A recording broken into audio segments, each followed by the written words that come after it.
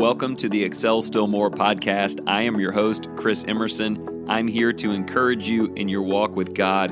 Thank you for joining in. Today's podcast is sponsored by a wonderful company, Creation to Revelation. This group of Christians believe it is extremely important that we teach the Word of God to our kids.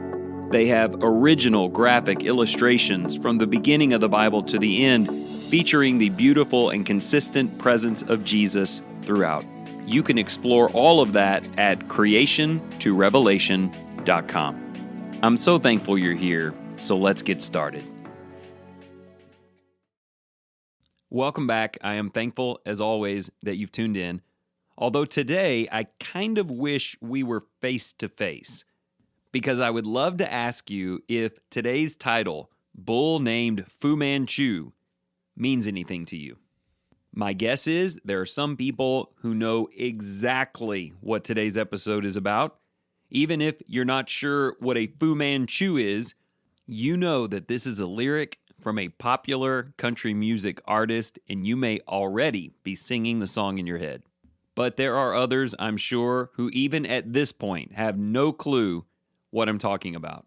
And the dividing line between the two probably has something to do with our age, or at least our taste in music. But today, before we're done, I want to read the lyrics for you from a Tim McGraw song dating back to 2004. The song is titled Live Like You Were Dying, and admittedly, it's some kind of heavy stuff. It may make you think about people that you've lost, or maybe people who are at the end of their lives, or perhaps just sit back and think about the ending of your own life.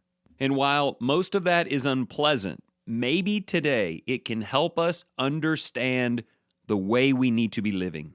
I want to help you articulate in detail, with clarity, what it means to live as if you were near the end of your life. I promise not to get all preachy today, but you should know from the Bible that we have no clue how long we have here. You don't know when you will pass from this life or when Jesus will return. And there is plenty of warning against living lethargic, unfocused lives, vowing to straighten everything out before the end. What if we didn't do that? What if you and I decided today that we are going to live the rest of our lives with the people in our lives as if we were running out of chances to make a difference? I would love it if you would already start thinking about how that might be a different course than the one you're presently taking.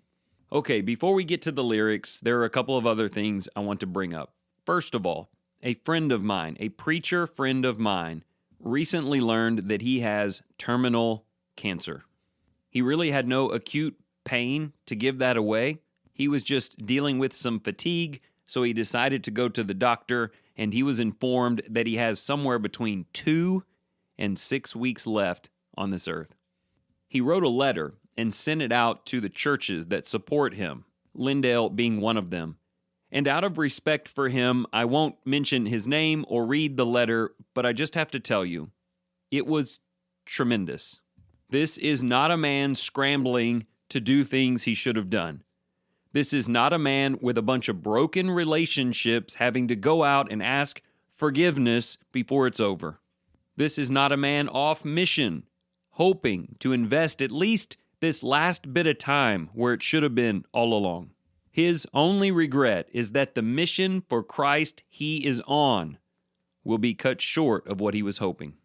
And I just have to say, kind of early in the episode, that's how I want it to be for me. I want to live in such a way, making choices, pursuing missions, building relationships, wherein if I found out that today was the last one I get, I would be saddened because I couldn't continue the life that I have, instead of being crushed that there isn't enough time left to change it. So it was around the same time that I was praying for this man and his wonderful wife that I came across a slide presentation by a group of hospice nurses. They were reporting the 5 most common things that they heard people say during the last 12 weeks of their life. Those things are incredibly telling. And to me, they represent advice that I want to take today, not lament later. So if you can hang in there for a little while today and put up with some Tim McGraw, with the promise that I will do no singing, then I will end today's episode by reading those 5 things to you, and hopefully you will find those motivational, not for later, but for today. Okay, so let me read for you the opening verse of Live Like You Were Dying. This song is written as a dialogue, a conversation between the singer of the song and a man that he meets. And here's how it starts. He said, "I was in my early 40s, with a lot of life before me, when a moment came that stopped me on a dime. I spent most of the next days looking at the x-rays and talking about the options and talking about sweet time." Let me pause there a moment and say, there's some heavy weight to this song for me. While I believe myself to be healthy at this moment, I am in fact in my early 40s. And this song is a reminder that there's not some certain decade where things can go wrong. Life is and has always been very fragile for us all. The song continues in this way. I asked him, when it sank in that this might really be the real end, how's it hit you when you get that kind of news? Man, what'd you do? All right, let me pause again. That's a great question. Here's a man who just found out that he probably has a lot less time than he thought he had. So what did he choose to do with it? And more importantly, what are some things that were not happening in his life that changed? I'm going to read a section of the chorus, but I want you to be listening for those things. He said, I went skydiving. I went Rocky Mountain climbing. I went 2.7 seconds on a bull named Fu Manchu. And I loved deeper. And I spoke sweeter. And I gave forgiveness I'd been denying. And he said, someday I hope you get the chance to live like you were dying. I trust that you can see that this episode exists today because of that last line. I hope you get the chance. I hope you're taking the chance of living as if you were dying. So what did he do? Did you note that? The first 3 things were adventures that he'd always wanted to take. He wanted to skydive, he wanted to rock climb, and apparently he wanted to hop on the back of a bull, named after one of those weird thick mustaches that runs all the way down to your chin on both sides. There, you learned something today. That's what a Fu Manchu is. Now, I would say the rest of the things mentioned in the song are far more important, might be the right word. Certainly, you're going to see how relationship-oriented they are, and I think that's hugely important for our take-home today. But I don't want to overlook this. There were some really neat things in his life that he wanted to do, that he never had the time to do or the courage to do. Later in the song, he talks about going fishing. Maybe these things were a little scary. Maybe they were a little costly, but now you can see him thinking, I'm about to leave this earth, maybe, very soon, and there are experiences within my grasp, things that I really am passionate about, that for some reason I was just never courageous enough to do. If it's okay with you on the application side, let's just start there. What are some things you are passionate about, you love, you really want to go and do? You really want to see, you truly desire to experience, but there have always been these reasons why you couldn't do it. Yeah, maybe it's skydiving, maybe it's moving, maybe it's changing your occupation, maybe it's taking your spouse to some location, maybe it's something really cool and selfless like giving away half of your savings. I'm just touting a lot of random things now, but you know what those things are. And as Christians, we understand. You can't just follow every impulse of the heart. And if there's some passion in your life that defies the will of God or is hurtful to your family, you wouldn't want to do that if you had 1 year left or 100 years left. So we're not talking about sinful things in the flesh, but we might be talking about works and activities that relate to your body. What are you scared of? What are you waiting for? I've been thinking a lot about that. Am I the kind of person who needs to get sick before I go and do things that matter to me? I don't want to be dying before I take that big leap of faith. I want to live as if I were. But listen, for the most part, whether you take that trip or do that thing, it won't have real ramifications to your soul or into the lives of those you love. But just about everything else in this song will. Let me recite part of it again and then add some words that follow. I loved deeper, and I spoke sweeter, and I gave forgiveness I'd been denying. He goes on to say, I was finally the husband that most of the time I wasn't, and I became a friend would like to have. And all of the sudden going fishing wasn't such an imposition, and I went 3 times that year I lost my dad.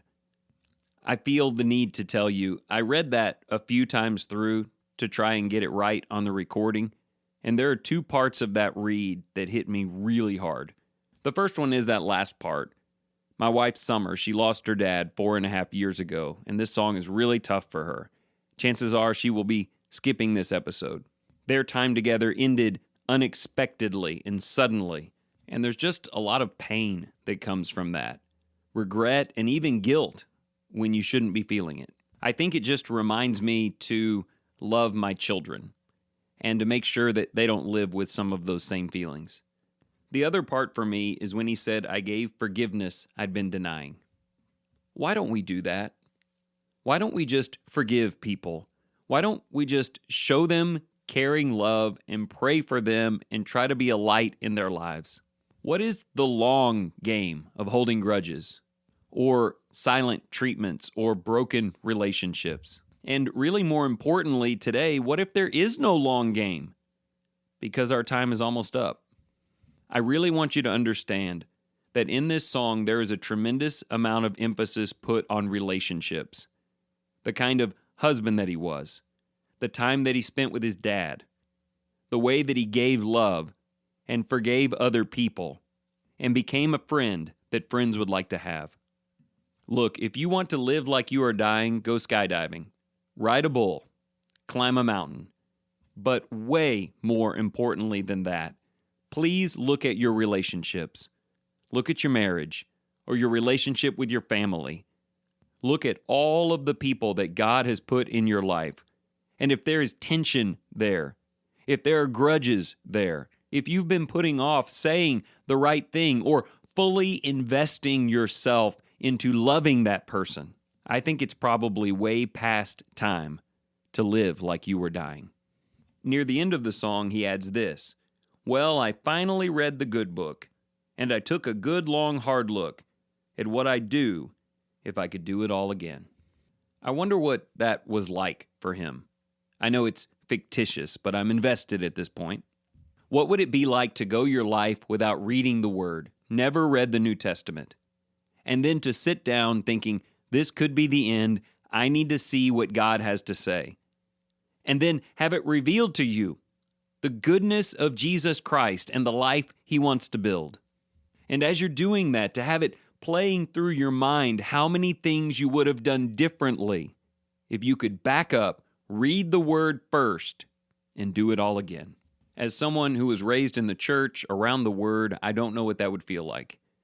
I do, however, know what it feels like to have read the Word and know the Word and still think, I wish I could do that again. And I really just want to tell you that I'm done with that, and I hope you are as well.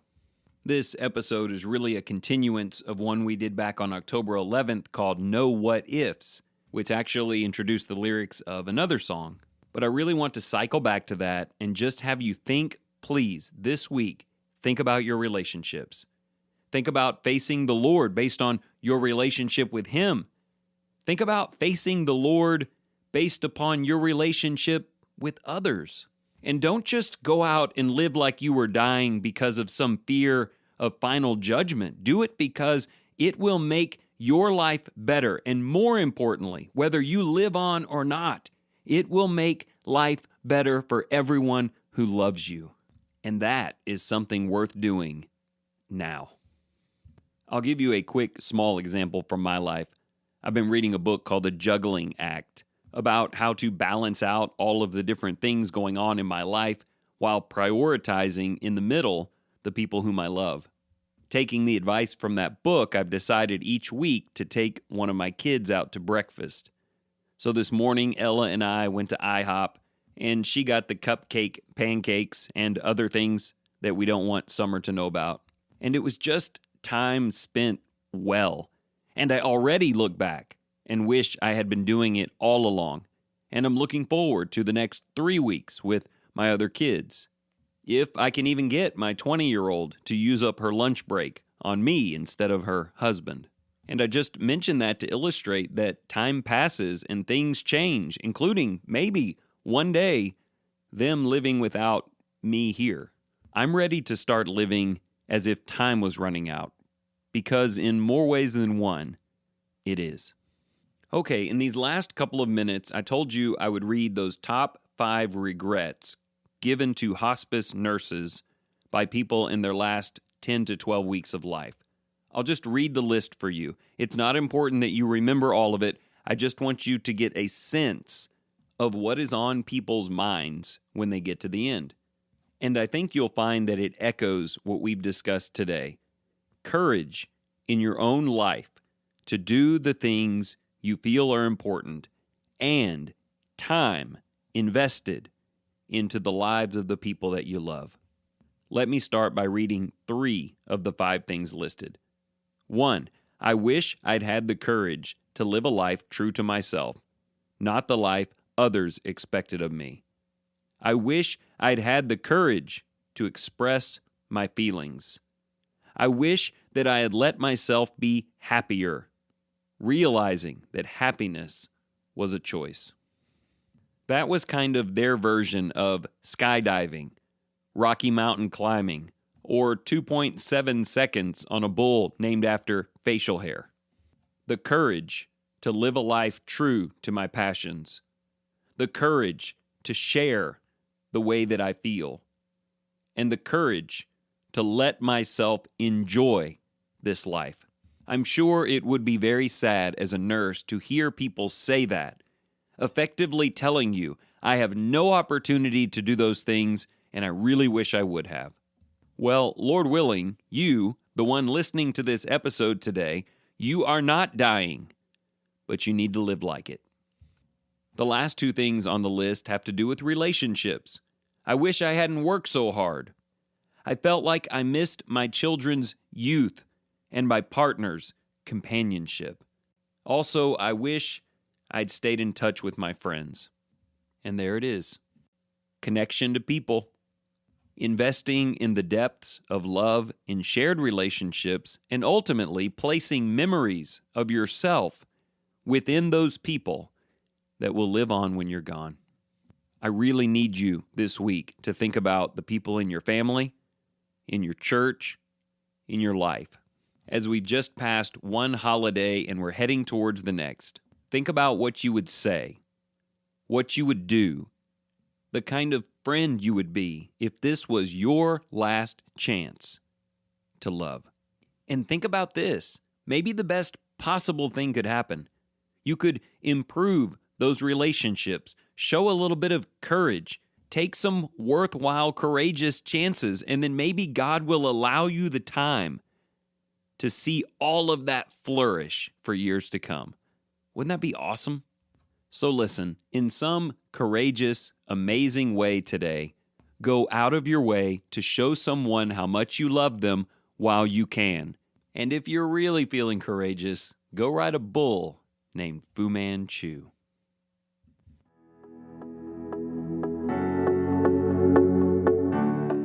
Thank you so much for joining in today. If you enjoyed this program, consider sharing it with your family and your friends.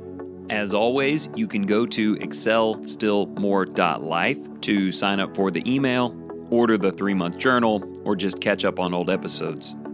And also, if you are looking for financial advice or future planning, give John Cunningham a call today, 205-913-1720. And remember this, whatever you choose to do today, in the name of the Lord Jesus, excel still more.